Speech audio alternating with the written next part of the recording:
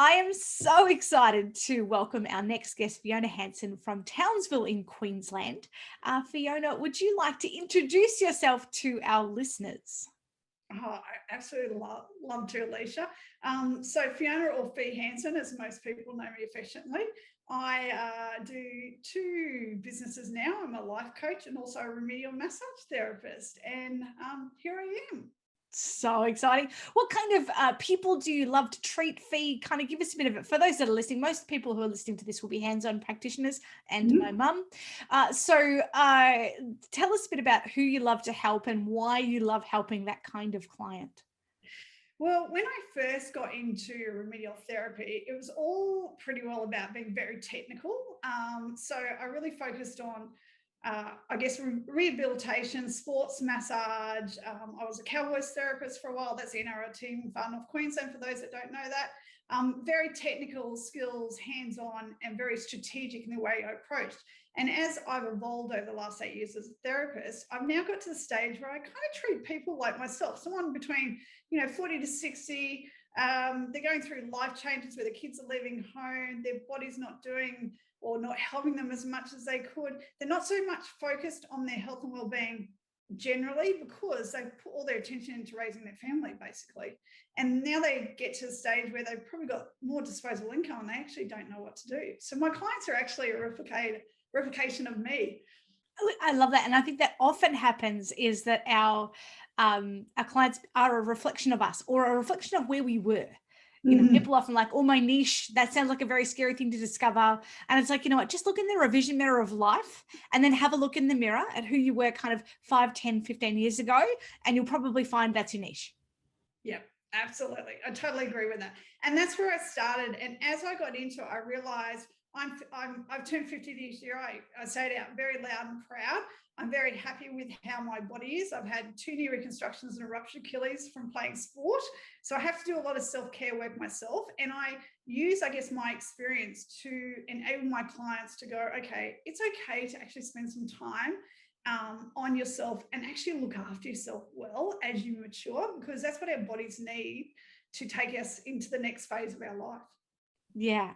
Look, I totally agree. And I think, like you say, often people aren't necessarily going, oh, I'm ready to take care of myself. It's more like, no, I injured myself doing this thing that I could have done in my 20s. I'm not quite sure what's going on. I think massage could help.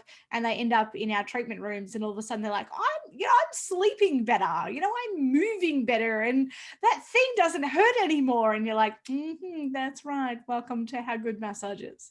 Yep, absolutely. And I was very blessed from an early age. I had a very bad car accident at 25. I was in a 10-car pilot while I lived in Sydney, and I was car number 4, so I got whiplash. So very early on, I was introduced to holistic therapy, and I went to an acupuncturist and Chinese medicine. I had a GP that worked with both sides of the fence, both holistic and traditional medicine. So I always, dabbled in it for myself. But in saying that, in my corporate career previously, I only gave myself what I needed to keep surviving, as I call it. When I got into being a remedial therapist, that's when I really started looking after myself, both physically and also, mentally. Well, let's talk a bit about that journey. Like, how did you go from corporate world into hands-on therapies? And let's talk about not only the transition, but some of the fun and exciting things that you've experienced in the last 8 years in this particular career. Oh my goodness. I could write a book about the last 8 to 10 years. I spent 22 years as a marketing manager. I very openly say I lived on adrenaline, caffeine, sugar, alcohol to keep going. And you know me personally, I'm pedal to the metal. I do not slow down. Even now, I don't slow down. I'm getting a bit better at it, I'll have to say. So one day I very much go through life in flow. Sometimes I'm pedal to the middle and I take a step back and then I kind of look at myself and go, what's next? And I guess I do have some skills that we all call sixth sense or whatever you want to call them as females. And I have often had wisdom from the universe that tells me what to do. So one day I was just lying on my therapist's table, a male, awesome guy. And all of a sudden I had this light bulb moment. He's like, I think acupuncturing me and literally killing me. I think I had a really bad tension headache that day. And I just had this moment like, I can do this. And here I am in corporate land going, I don't know what I'm doing, but I could do this. So I was looking at the stage to go, what's my next journey? Do I need to upskill again in corporate life? Because at that time, Facebook and Instagram were coming into the world of business. So we had to learn that. And I was like, you know what? I think I'm actually 22 years of really pushing hard. It's time to take some time out for me. So literally what I did, as soon as I got off the table, went home that night or the next day, and I started researching how to become a massage therapist, as I do.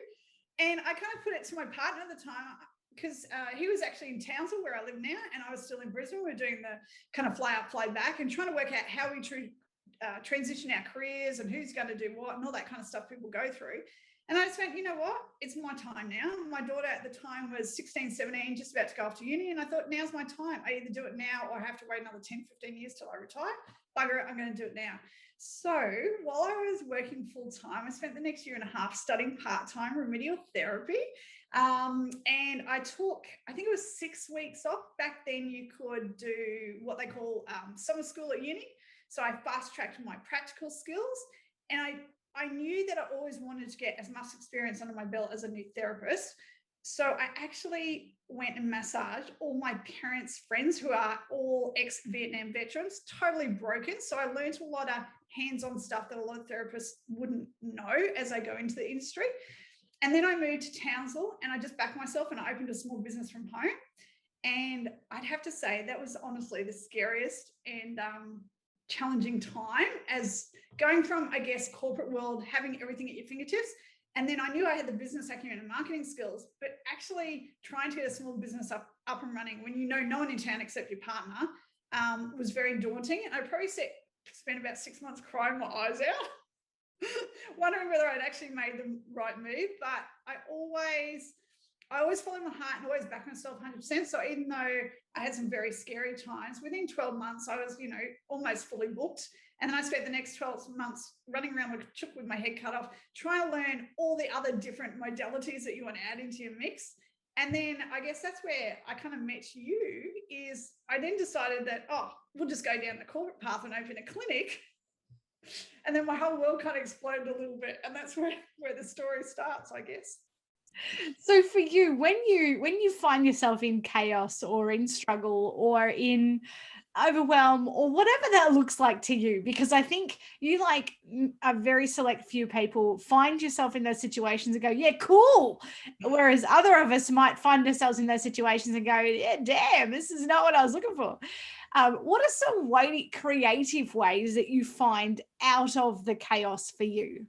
Oh, goodness. Because I've moved around a lot, I thought about this about 6 to 12 months ago. I always very much ground myself in the chaos. So even though I might verbally be saying my world is falling apart and emotionally I might be crying and showing all the signs, I know what makes me tick. So this lovely picture behind me is my sport called outrigging.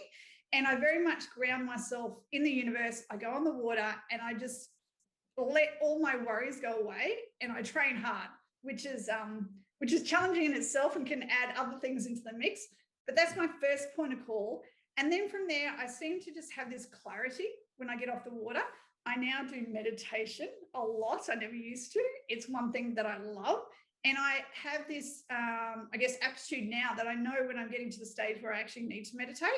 So although it's a ritual for me probably 3 times a day, some days, like all of us, it just goes chaotic. So I just ground myself again, either in paddling, meditation, and I use all the stuff that you guys have taught us and also other coaches have taught me.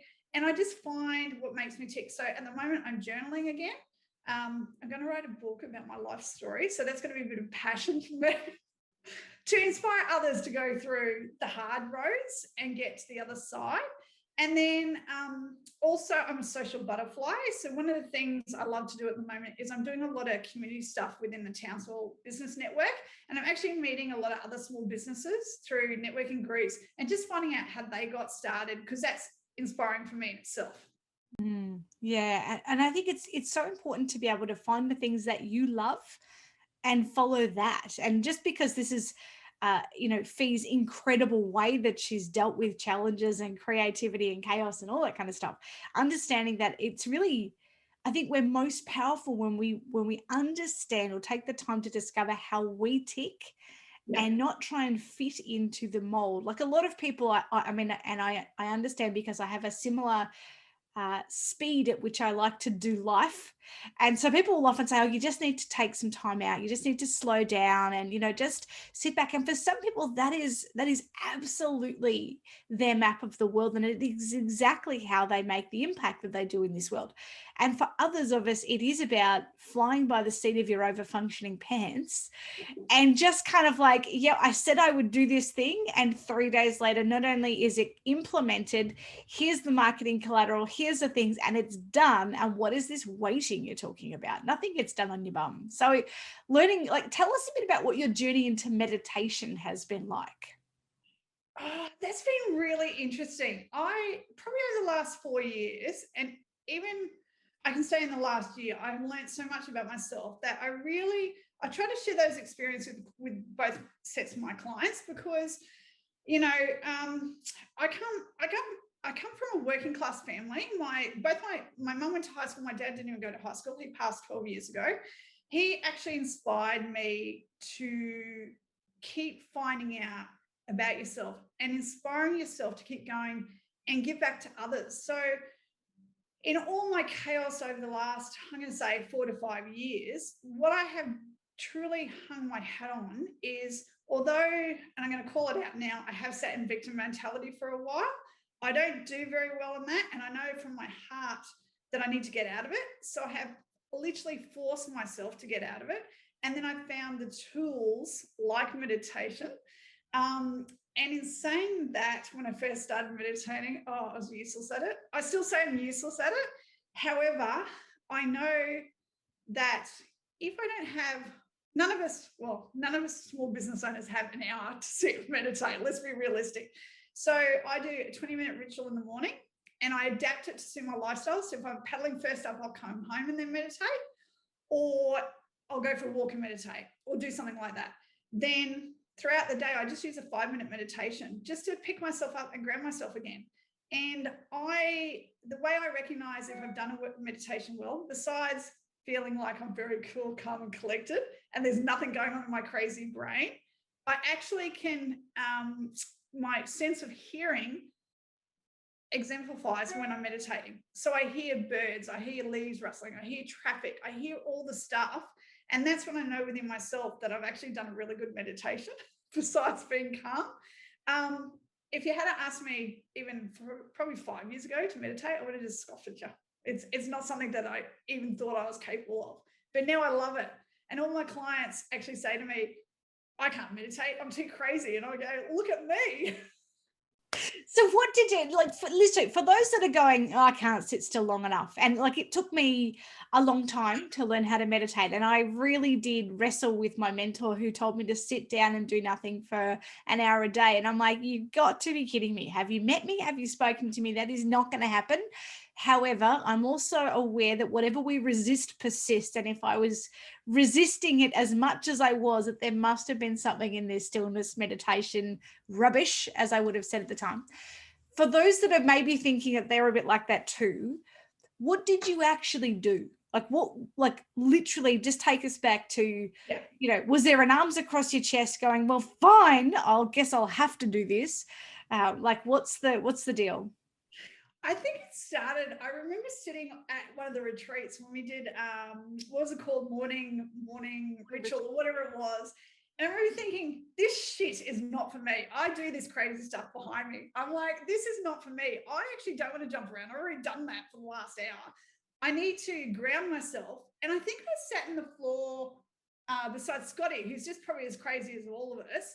And we both looked at each other and I said, yeah, I'm just going to sit here with you. And that's when I realized that there was something in the meditation side, but I had to go on my own journey to find out, I guess, a meditation track or technique that actually worked for me. So I use Master Stephen Cove, who does a lot of work with Tony Robbins. That's another thing I've done. He does a lot of work with Tony Robbins, and he does an insight or a talk before he does meditation. And I actually like that because I like the practical skills of what he's teaching. And then I go into a meditation. And he could talk for, I don't know, half an hour and then another half an hour, 40 minutes meditation. Next thing you know, you've got an hour 20 pass by. And that what makes me tick. I know other people that I've, suggested that kind of thing too. They've gone, oh no, I can't do that and listen to someone. They've gone off and found, bell chime music, which, even though I'm a therapist, I can't stand it. I can't stand waterfalls. I can't stand birth chirping. So I've just found meditations that have worked for me, and I've gone through a lot, but now I've got probably 2 or 3 that I use depending on, I guess, my timing, my mood, and also what I think I need at the time. Yeah, it's so, you're so right in that it is a very personal journey. Mm-hmm. I don't think that there is any right or wrong way to meditate. Like I used to think it was very much that sitting cross-legged on the floor saying om, and I'm like, I am not an ommy kind of person. It's not how I roll. I like to be doing of the things, and to understand that I meditate when I run. And it took me a long time to realize that firstly, that's okay. And secondly, it's actually what I do, and to be okay with that. And I think to be able to go, there are so many brilliant apps and opportunities. And sometimes it can just be sit, like just actually sit down, put a timer on for 5 minutes and just see how you go and see what happens. And I know that was my journey, just sitting down actually for 5 minutes, not even listening to anything, just actually sitting and breathing and going, I don't know what this is, but I suppose it's good for me. And then one day finding, within a couple of days, I remember sitting there, similar to what you said about, hearing things. And my mind wandered. I was sitting down, I was about 20 minutes in, and my mind wandered. And I thought, I wonder when that package will arrive, and literally saw the van arrive at my house. And I'm like, my ability to tap into my intuition has enhanced absolutely extraordinarily. And I just think that to me was, well, now I get why. This is why people do it. Now there's a purpose to it. I'm in. I'm 100% in, because intuition is really important to me. Yeah, absolutely. And I think too, I do that with paddling, but also to recognize that sometimes the traditional forms, like we've said, of meditation aren't or don't work for you at the time in your life. So you need to find something that you have a passion for, that you're going to follow, so that it actually works for you.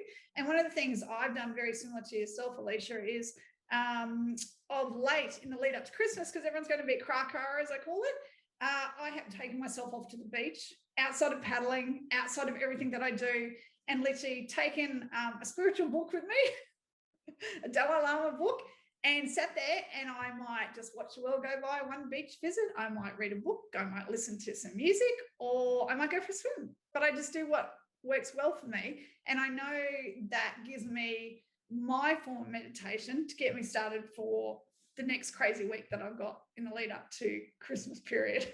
Yeah. Oh, whenever it does go cry. I love that. One of the things that I like to sort of talk a bit about is we call it business trauma, in terms of the kind of traumas people have experienced. I think it's also really interesting to look at how people deal with trauma when there's things happening external to the business. And I, knowing your story, know that there has been many times where that has been true for you. Can you maybe share some examples of how you manage that, cope with that, deal with that when challenging times happen external to the business for you? Yeah.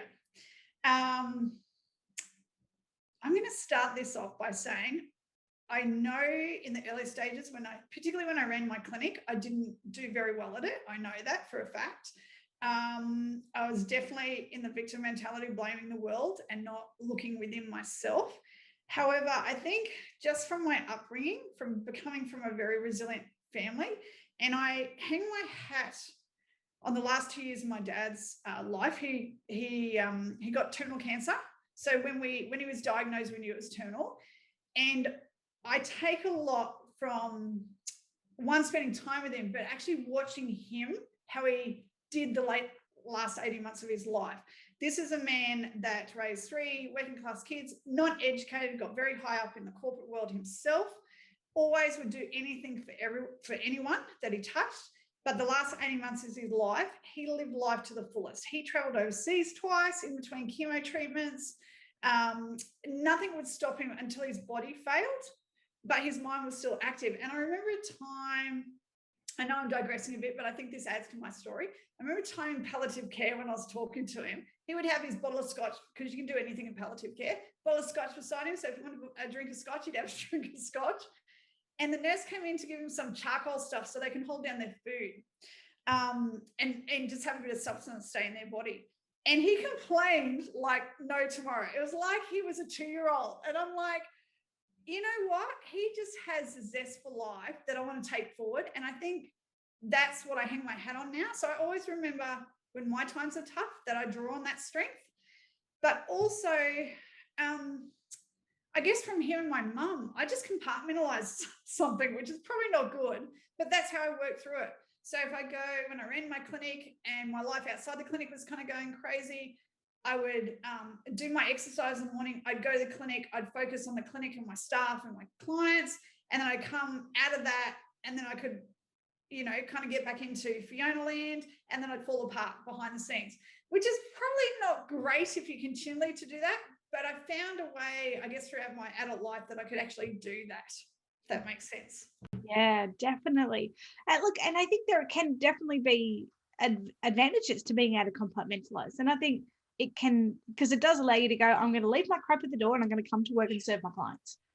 Because otherwise it's like my heart is on my sleeve. And people go, how you doing? Like, well, and that is not always resourceful when it comes to being in the treatment room specifically.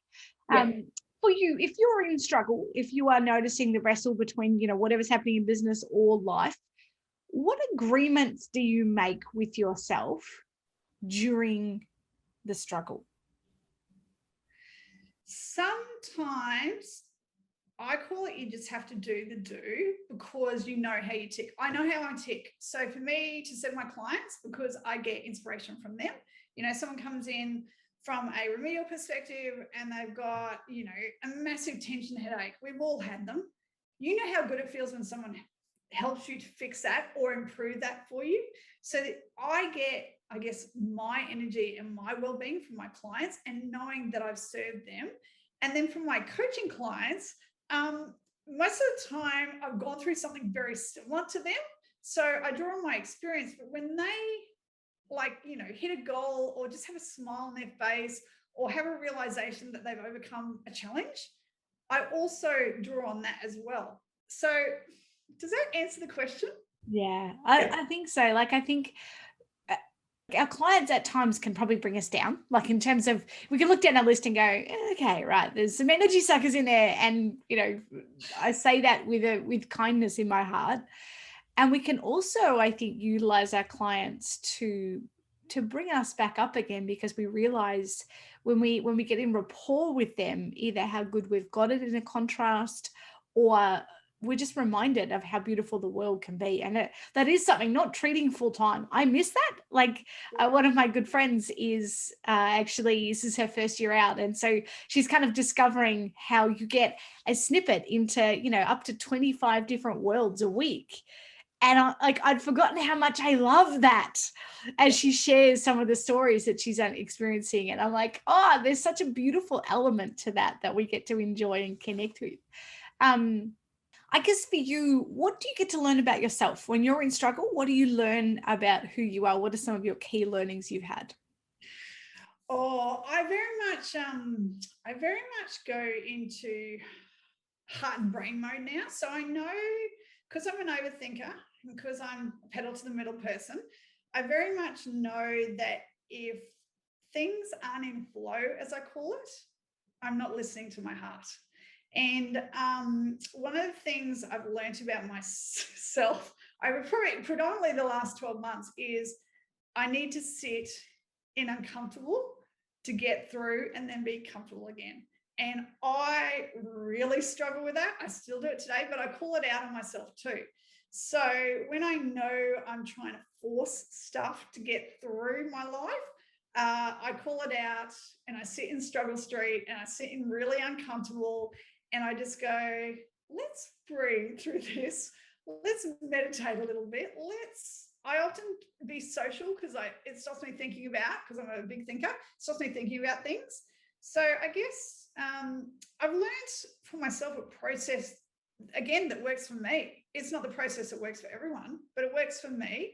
And I'm sure as I come through, as you're aware, I've been through some challenging times in my relationship. I'm now flying solo over the last 12 months. And it's not only tested my resolve about partners and relationships, but also tested me to ask myself, what do I want for my life and my journey over the next 20, 30 years, however long I live? What's my passion? What's my purpose here? And I know I've talked to you about my purpose and my passion quite a bit. What am I doing? Who am I here to serve? Am I supposed to be in corporate land again, or am I supposed to be in this world of discovery, as I call it? And I know I sit in the world of discovery, and I also know that what I'm doing now is not my end journey. I have had this feeling that it's going to evolve over the next couple of years, and I'm actually really looking forward to it. Although I'm probably shit scared about it, I'm looking forward to it as well. And I think you make a beautiful point about sitting in the uncomfortableness. Often we just want to go, oh yeah, that's hard. Okay, move on. It's like kind of, exit stage left and off I go. However, our capacity to sit in the messy and just be with our own stuff. I think that was one of the reasons why I resisted meditation and stillness for a long time, to be completely honest, because I wasn't quite sure what I was going to find. And I wasn't sure what I found there, if I'd like it or not. And to be honest, there have been times where I haven't, and yet it doesn't stop my capacity to do it. And I think that is something that's so incredibly important and vital as in this kind of growth learning phase, to be able to just sit in our own stuff and learn the art of being okay in the messy and being okay with our stuff, and that it doesn't matter. It doesn't have to be ordered and perfect in order for me to meditate. Actually, I can meditate in the chaos, and that will actually ground me and help me to be able to see a different perspective. Yeah, absolutely. And I think too, like one of the things for myself at the moment is I like to mix things up a bit. And I've been very focused on, I guess, growing two businesses, doing outrigger paddling, pushing through or trying to go through flow of my own personal journey over the last 12 months. And I just came to a realization probably about a month ago that I thought it's time to mix it up a little bit, because I think with a bit of change also then reinvigorates, all the challenges that you kind of have to work through for yourself as well. So, facing your fears, overcoming your limiting beliefs, all the stuff that we talk through from a coaching perspective, but it also gives you an opportunity to then look at stuff that you might not have thought of while you've been in the messy, as I call it. And that's what I'm personally doing at the moment for myself. And that's to grow for me, but also to help my clients grow as well, because the experiences I share with my clients then inspire them. And that's really what gives me, I guess, the warmth in my heart. Although we get paid for doing our profession, it is a passion. And I don't think I definitely know I wouldn't be a great therapist or a coach if I didn't have the passion for helping my clients. Yeah. And so how did you go from hands-on therapy into coaching? What was that journey like for you? There was another light bulb moment, as I call it. I just go with the flow in that. When it comes to me, intuition plays out and I just go, yep, it's going to work. So about 4.5 years ago, when I took up outrigger paddling, I'm a sponge for learning stuff, probably too much sometimes, because I don't sit in the, digest, kind of let's learn it and activate it. I kind of keep learning. So I bought my own single canoe, I think after about 6 months of starting outrigger paddling. And what do you do? Of course, you do a course online, because that's all you do when you're going to learn. You just keep doing courses. And I signed up with an international paddle coach from New Zealand, and it was great. I thought, oh, this is fantastic. I'm going to learn all this technical stuff. I'm going to be this amazing paddler. And half the course was all technical, which was fantastic. My girlfriend and I used to go down and, try all this stuff and time ourselves and do all the technical stuff. But the other half of the course, and I think this is before I even started with your program, Salisha, was all about mindset. And I'm like, what the shit is this all about? Excuse the French. I'm like, hold on a sec. I come from corporate land. This is actually giving your staff or your employees an ability to learn in reverse for yourself. So I'm like, okay, there's something in this. And the more I kind of did it for myself, the more I'm like, I kind of like this stuff. So I think over the course of the next 2 years, I did a mindset coaching course, just kind of dabbled in it because I was still running the clinic at the time. And then towards the end of the clinic, I'm like, there's something in this. I've got to follow this passion. I know everyone says you have an amazing story. You're an amazing, incredible human being. You do so much. And I thought, no, I've got something else to give here. So over the course of the last, what has it been, 2.5 years, I pretty well just started a coaching business and, one-on-one clients, and did a few small courses, just about to reinvigorate myself again. Got to be honest, I kind of haven't put 100% effort into it, although I put a lot of effort into it at the moment, just because of the way my lifestyle has been over the last 12 months and my own personal journey. But come 2022, I know it's going to be my year for my coaching business. I know it's going to rock. Yeah, so good. And I think our ability to dive into that and just follow, this is what's coming up for me. I really want to go and do it. It's so much fun. And it's also then often leads to great things. What would you say is the greatest impact you've had on the world because of what you've learnt over the last, I want to say 8 years, but let's really go 50? Oh my goodness. What have I personally learned? Compassion and empathy. And patience. Compassion, empathy, and patience. I have the personality of a brick. I just full on, kind of don't listen to anyone, blinkers on. This is a journey I'm going on, and that's the end result I want to get. And you called it out on my eagle personality. I kind of flick people along the way, not intentionally, but that's just my personality. I have noticed over the last year that my tribe, as we call it, has changed, because I'm more empathetic and sympathetic to people. I'm more patient with people. I reflect more back in myself. So, when someone's really annoying me, when we look at the mirror, I go, what are they teaching me now? So I use the skills as a coach back on myself, which is very scary. And patience, because I think, I'm going to call COVID out, but we've all gone through our own individual personal journeys over the last 2 years, still probably to come over 2022. And it's taught us a lot of stuff about ourselves that we probably didn't realize we had within us, to be honest. Yeah, absolutely.